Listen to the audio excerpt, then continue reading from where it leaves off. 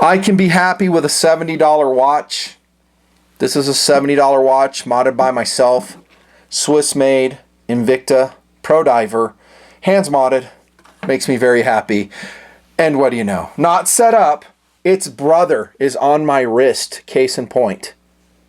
Also programmed by myself. Swiss components. Timex dark olive drab strap on it. Yeah, 70 bucks. With a strap, 100. Totally worth it. Makes me happy. Now, I do paddle around in the shallow end of the watch pool, so to speak. Where's my cone? Hey, nothing fancy. Isn't that where all the pee-pee is? Probably. Never thought about that. Yeah, there's probably a lot of urine where I'm at, but there's a lot of good stuff, too. I review all the good stuff here in the shallow end of the pool. That's $300 or less. Occasionally, I'll get bold, and I'll go frog stroke it over to the deep end and see what's up. I'm doing it kind of with this video. Kind of. This is not a really expensive watch. It's a Hamilton. And right now at Joma Shop, I'll say the price. It's 630 bucks. Subject to change. It'll go up, go down, and pretty soon, honestly, it's going to be gone. By the time I post this video, it's probably sold out. So at that price, this model, H70535081, an automatic, Swiss automatic field watch at 42 millimeters across, so it will fit everybody watching this video, will be gone. It'll sell all day long at that price, 630 bucks. So it's twice what I normally will swim around in, $300. Over twice. But, what do I say? It's a Swiss automatic. ETA movement, well, has a Hamilton name on it, but it's an ETA C07.111. Who cares about that? I don't. 21.6 VPH, but an 80-hour power reserve. 25 joules. Yeah, it's in wrapper because it's on loan. I cannot put wear on this thing. So this is a Swiss auto field watch, the first time I've ever reviewed one. It makes me happy putting this on camera and putting it out there for your consideration. We're in the deep end. Kind of.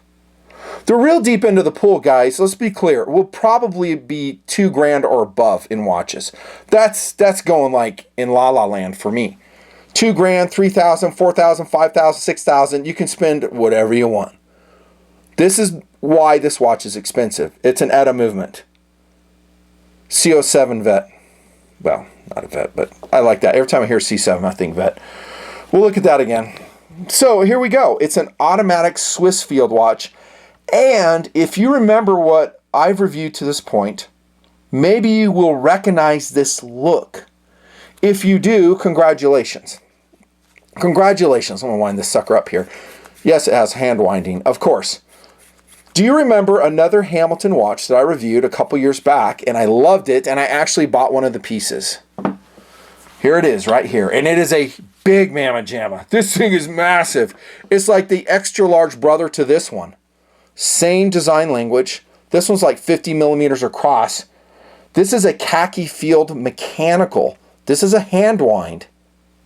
Not an automatic. This is an automatic. This is H69829560. I think it's gone. It was limited worldwide to just a few pieces. And has an H50 Hamilton 50 hand wound movement in it. Non-exhibition case back. This is a strap that came with it. I have worn it and it's made me extremely happy every time I wear it. Extremely happy. And if you remember, this is the one that I overwound and broke the movement on. So here's, I mean, this is an expensive Hamilton. It was more expensive than this one. I think, what, $700? $700 is what I ended up paying for this. Yeah, so I broke it, and Hamilton honored the warranty from Joma Shop. They repaired it, no problems. I'm trying to see what the serial number is on this. They serial numbered them. Holy crap, dude. I forgot that. I got number 1 of 550. Holy cow, that is special. I seriously forgot I had number 1. That is outstanding. And as you can see, I'm wearing it. I want you to wear your watches too. They are all about having fun, taking time out of your day to just look at the piece on your wrist and go, wow, that makes me happy. So here we have an automatic version. This one, 42 millimeters. So another cool thing about this is that you guys with smaller wrists will be able to sport, is what I'm trying to spit out, sport this one. And it does, I think, come in different colors. And there's no guarantee if this is a limited run, it's going to be discontinued. Again, if you like it, use my links to support the show. Buy it immediately. Some of you guys may have typed out already a comment saying I would never pay $630 for a watch, and I get you. I'm usually in the shallow end. I've made that ultra clear over the last 5 years of doing watch reviews. Most of them are like $75 or less. Case in point right here. But if you go to an authorized Hamilton dealer, guys, and not go to Joma Shop, expect to pay $900 for this. How do I know this? Because I went to a website called Reed's. It's an authorized, I believe, Hamilton dealer. They're selling this exact watch for $900, and they're pushing it out the door at that price. They too will sell out at that price. Now, what do you lose out by going through Joma Shop versus an authorized dealer? Well, I think you guys know. Joma Shop somehow gets these watches. I don't know how. They will always slap their 2-year warranty on the piece. But like I said, Hamilton, they honored it. I sent them the receipt. They saw it was bought at Joma Shop, and Hamilton just fixed it. They didn't say, oh, wait, that's gray merchandise. We're not honoring the warranty. They didn't say that. And I'm not a fool, so I would not go and pay $900 for this watch at an authorized dealer. They're going to gift wrap it in special tissue paper, give you a very emblazoned warranty card. They'll probably give you some, some coffee, some espresso while you're waiting for your watch to be packaged up. It's an experience. Okay, maybe you buy it online, but a lot of guys like that, and they're willing to pay for that, and they're willing to pay for the backing of an authorized dealer. Enough said. Anyways, my case that I'm trying to make here is that the price for this at Joma is a steal. For a Swiss automatic at a movement, 25 joule, 80 power reserve, 80 hours in power reserve. I've never reviewed a watch with an 80-hour power reserve. Most are like 40 to 42. But with the C07, 80 hours. On we go to the details. Sizing on this, 42 millimeters across, 12 millimeters in thickness, 52 lug to lug on this actually very beautiful looking watch. Very beautiful looking. You know I love the design language already. It is classic Field in appearance. There is no rotating bezel, but there's also no interior chapter ring. Notice it has a complete absence of a chapter ring. It is a completely flat face with loomed markers. We have triangles around the full Arabic numerals, which I love. This is a Type A dial. I love full Arabic numerals. 1, 2, 3, 4, 5. I like them. I always have. Super clear. Yeah, I know where the 3 is. I know where the 8 is. It's just fun. I just like it. I've said that in all the videos that I've done. Really nice, legible markings on this. And non-Bell & Ross numerals. So that's not a Bell & Ross font that Hamilton has used. So I like that. Our complications say khaki automatic, Hamilton at the top. We have a red pip on the seconds hand. We have syringe hands, kind of syringe hands. They do have a little bit of shiny metal in outline. Would I hands mod this Hamilton if I owned it? The answer is no, I would not. I would lose the lume, and for a watch like this, I would just deal with this shiny metal.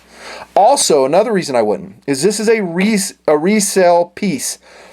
So if you get this Hamilton Khaki Field Auto in 42 millimeters, you wear it for 2 years, you could sell it. You could probably sell it for like $450, dudes.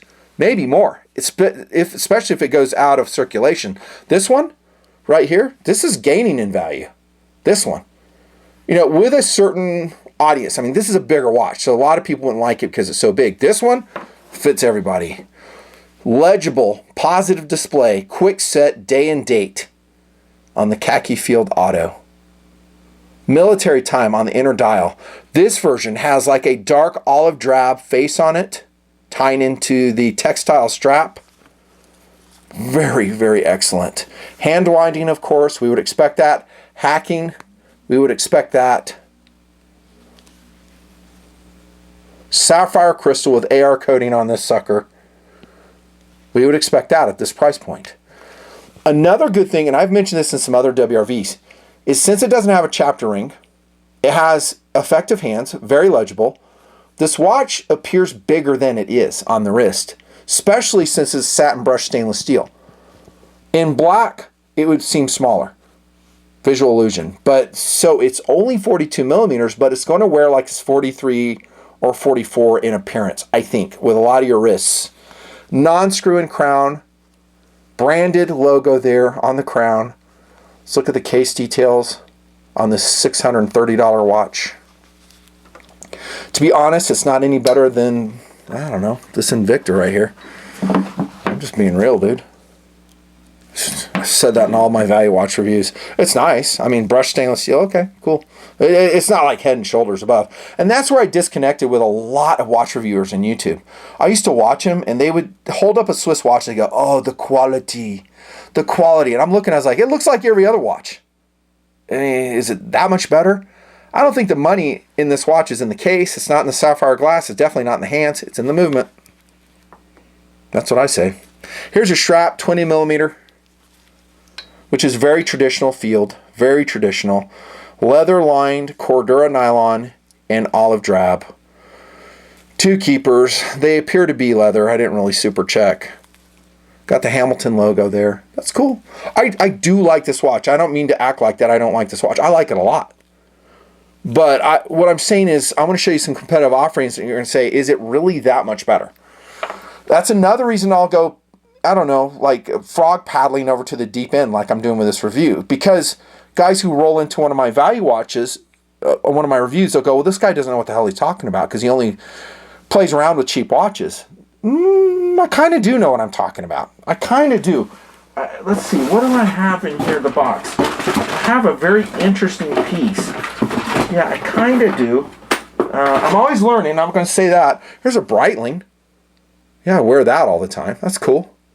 Makes me happy. Is it better than all the other watches I wear? Meh. It's fun. I love that color, by the way. So, super thin to wear. Goes under long sleeves easily. Exhibition case back. ETA movement.